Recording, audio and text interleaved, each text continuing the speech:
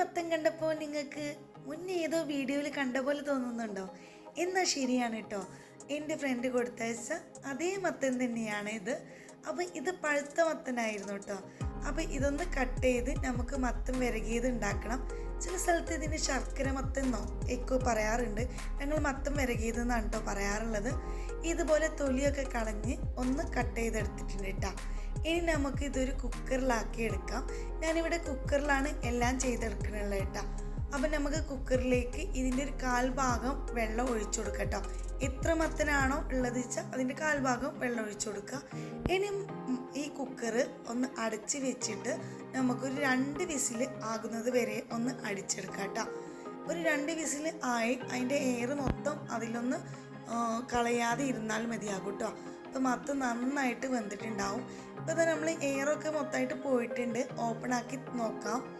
ഓപ്പണാക്കി നോക്കുന്ന സമയത്ത് നമുക്ക് കണ്ടാൽ തന്നെ മനസ്സിലാകും മത്തം അത്യാവശ്യം നല്ല രീതിയിൽ തന്നെ കുക്കായിട്ടുണ്ട് കേട്ടോ. ഇനി നമുക്ക് ഇതൊന്ന് ഉടച്ചെടുക്കാം. ചെറുതായിട്ടൊന്ന് ഇളക്കി കൊടുക്കുമ്പോൾ തന്നെ ഇത് നന്നായിട്ട് ഉടഞ്ഞ് കിട്ടും. കുറച്ചൊക്കെ വെള്ളമൊക്കെ ഉണ്ട്, ഇതൊക്കെ നമുക്ക് വറ്റിച്ചെടുക്കണം. അങ്ങനെ നമ്മൾ ഈ മത്തം നന്നായിട്ടൊന്ന് ഉടച്ചെടുത്തതിന് ശേഷം ഇനി ഇതിലേക്ക് ബാക്കിയുള്ള കാര്യങ്ങൾ കൂടി ചെയ്യണം. അതിനായിട്ട് ആദ്യം കുറച്ച് പൊടി കലക്കിയിട്ട് ഒഴിച്ചു കൊടുക്കണം കേട്ടോ. നമുക്ക് ഏത് പൊടി വേണമെങ്കിലും ചേർത്ത് കൊടുക്കാം.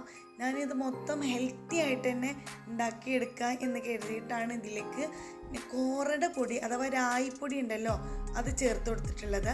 അത് 1 കപ്പ് അളവിൽ രായിപ്പൊടി ഒരു പാത്രത്തിലേക്ക് ഇട്ട് കൊടുത്തിട്ടുണ്ട്. അതേ കപ്പിൽ 1 കപ്പ് അളവിൽ തന്നെ വെള്ളം കൂടി ഒഴിച്ചു കൊടുത്തിട്ടുണ്ട്.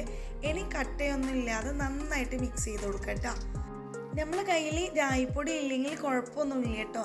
നമുക്ക് ഇതേ അളവിൽ നമുക്ക് വേണമെങ്കിൽ മൈദപ്പൊടി ചേർക്കാവുന്നതാണ്. അരിപ്പൊടി കലക്കിയിട്ടും ചേർക്കാവുന്നതാണ് കേട്ടോ. ഇനി കട്ടയൊന്നും ഇല്ലാതെ നന്നായിട്ട് മിക്സ് ചെയ്ത് കൊടുത്തതിന് ശേഷം ഈ ഒരു നമ്മൾ മത്തന് നന്നായിട്ട് ഉടച്ച് വെച്ചിട്ടുണ്ടല്ലോ അതിലേക്ക് ചേർത്ത് കൊടുത്തിട്ട് ഈ ഒരു കൂട്ട് നന്നായിട്ടൊന്ന് കുക്കാക്കി എടുക്കണ വരെ നന്നായിട്ട് ചെറിയ തീയിലിട്ടിട്ട് ഇളക്കിയെടുക്കാവുന്നതാണ് കേട്ടോ. ഇപ്പോൾ ഇതാ ഈ ഒരു രീതിയിൽ നമുക്ക് ഇതൊന്ന് ഇളക്കിയെടുത്തിട്ടുണ്ട്. ഇനി നമുക്ക് ഇത് ഈ ഒരു കുക്കറിൽ വെച്ച മത്തനിലേക്ക് ഒഴിച്ചു കൊടുക്കാം കേട്ടോ. ഇത് ഒഴിച്ചു കൊടുത്തതിന് ശേഷം വീണ്ടും നന്നായിട്ടൊന്ന് മിക്സ് ചെയ്ത് കൊടുക്കുക. വീണ്ടും നന്നായിട്ട് മിക്സ് ചെയ്ത് കൊടുത്തതിന് ശേഷം ലോ ഫ്ലെയിമിലിട്ടിട്ട് നന്നായിട്ട് ഇളക്കി കൊടുത്തിട്ട് നന്നായിട്ട് ഈ പൊടിയൊക്കെ ഒന്ന് വെന്ത് ഇതിലുള്ള വെള്ളമൊക്കെ ഒന്ന് വറ്റി കുറുകി വരണം കേട്ടോ. അപ്പോൾ ഇതാ നല്ല രീതിയിൽ തന്നെ ഒന്ന് ഇളക്കി കൊടുത്തിട്ടുണ്ട്. നന്നായിട്ട് അടുപ്പത്ത് വെച്ചിട്ട് തന്നെയാണ് ഇളക്കിക്കൊണ്ടിരിക്കുന്നത്. ആ സമയം നമുക്കിതിന് മധുരത്തിന് ആവശ്യമായിട്ട് ശർക്കരയാണ് ഞാനിവിടെ എടുത്തിട്ടുള്ളത്. ശർക്കര നന്നായിട്ട് തന്നെ നമുക്കൊന്ന് ഉരുക്കിയിട്ട് ഇതിലേക്ക് അരിച്ചിട്ട് ഒഴിച്ചു കൊടുക്കണം കേട്ടോ. ഇപ്പോൾ തന്നെ മത്തന് അതുപോലെ തന്നെ പൊടിയൊക്കെ ചെറുതായിട്ട് തന്നെ ഒന്ന് പൊടിയൊക്കെ കുക്കായിട്ട് ഒന്ന് കുറുകാൻ തുടങ്ങിയിട്ടുണ്ട്. ഇനി നമുക്കിതിലേക്ക് ശർക്കരപ്പാവും കൂടി അരിച്ചിട്ട് ഒഴിച്ചു കൊടുക്കാം. ഇനി ഈ ശർക്കരപ്പാവും ഇതിൽ കിടന്ന് പൊടിയും ഒക്കെ നന്നായിട്ട് കുക്കായി കിട്ടും കേട്ടോ.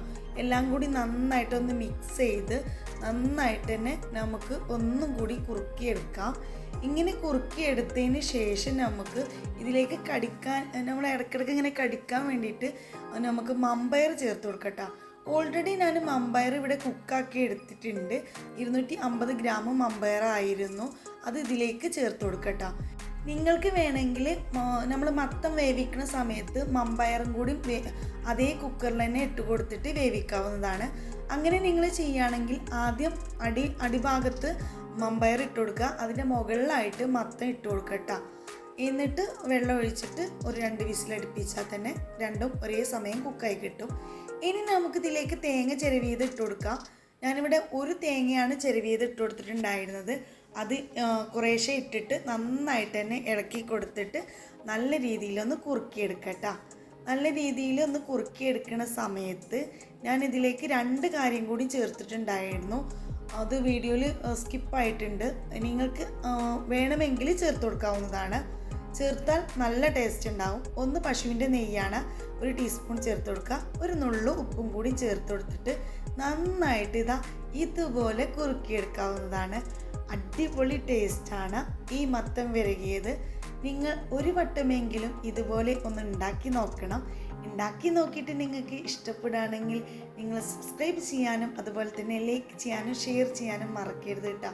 ഇനി ഇത് ചൂടാറുന്നതിനനുസരിച്ച് തന്നെ ഇത് നന്നായിട്ട് കുറുകി കിട്ടും. നന്നായിട്ട് ഇത് നല്ല കട്ടയായിട്ട് കിട്ടും കേട്ടോ. അപ്പോൾ തിന്നാൻ നല്ല അടിപൊളിയാണ്. ഫ്രിഡ്ജിലൊക്കെ വെച്ചിട്ട് കഴിക്കുകയാണെങ്കിൽ നല്ല ടേസ്റ്റാണ് കേട്ടോ. അപ്പോൾ എന്തായാലും ട്രൈ ചെയ്ത് നോക്കണം കേട്ടോ. നിങ്ങൾ പല രീതിയിലും ഉണ്ടാക്കി നോക്കിയിട്ടുണ്ടെങ്കിലും ഈ ഒരു രീതിയിൽ ഉണ്ടാക്കി നോക്കുകയാണെങ്കിൽ നിങ്ങൾക്ക് ഒരുപാട് ഇഷ്ടപ്പെടും. ഈ നെയ്യ് ലാസ്റ്റ് ചേർക്കുന്നതോട് കൂടി തന്നെ ഒരു നെയ്യിൻ്റെ ചൊയൊക്കെ ആയിട്ട് അടിപൊളിയാണ് കേട്ടോ. എന്തായാലും മസ്റ്റ് ട്രൈ ആണ്. ഉണ്ടാക്കി നോക്കിയിട്ട് ഇഷ്ടപ്പെടുകയാണെങ്കിൽ ഫീഡ്ബാക്ക് പറയാൻ മറക്കരുതേ. ഇനി അടുത്തൊരു വീഡിയോയുമായി വീണ്ടും കാണാം.